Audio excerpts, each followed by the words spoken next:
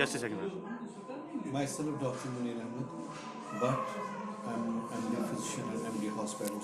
I do two post graduations in different specialties. Today, we'll have a talk, scientific talk about hypertension, which is very important aspect nowadays.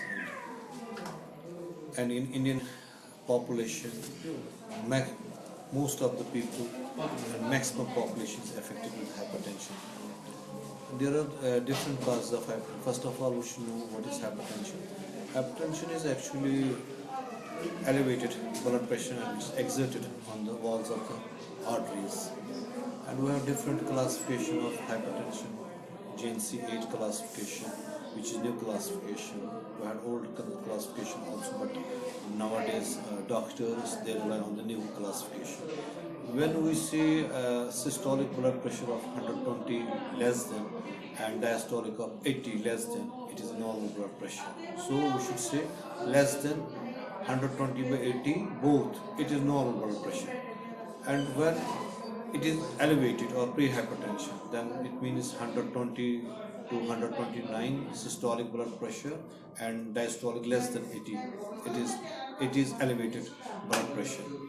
Then stage 1 hypertension, when it is 130 to 139 systolic blood pressure and diastolic 80 to 89. It is called stage 1 hypertension, as I said in the earlier. And then stage 2 hypertension, when blood pressure is above 140 by 90, means systolic 140 and diastolic 90, both are equal. When elevated, it is stage 2 hypertension.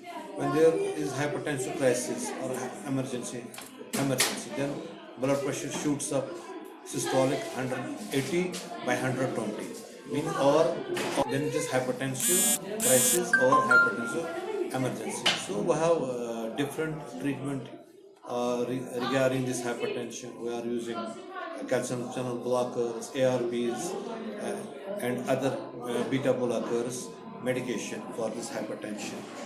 So we can prevent hypertension by taking low sodium and physical exercises, stress-free life, and good sleep.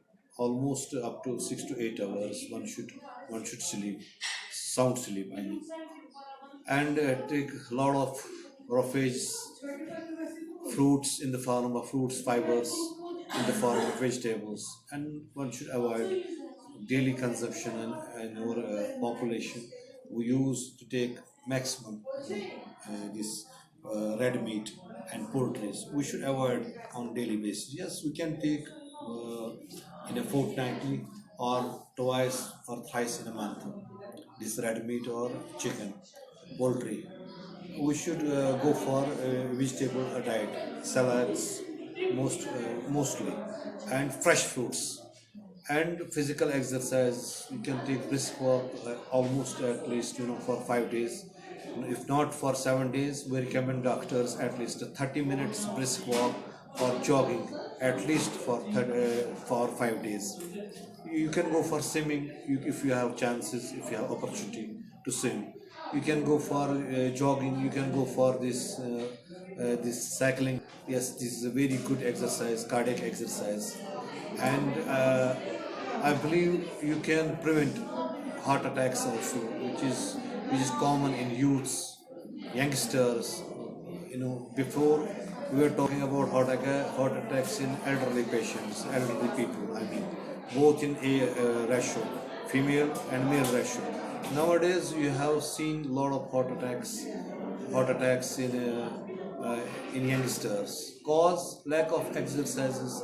They have also dyslipidemia when we are going for this lipid profile, and dyslipidemia they are taking a lot of fats, and that too saturated fats.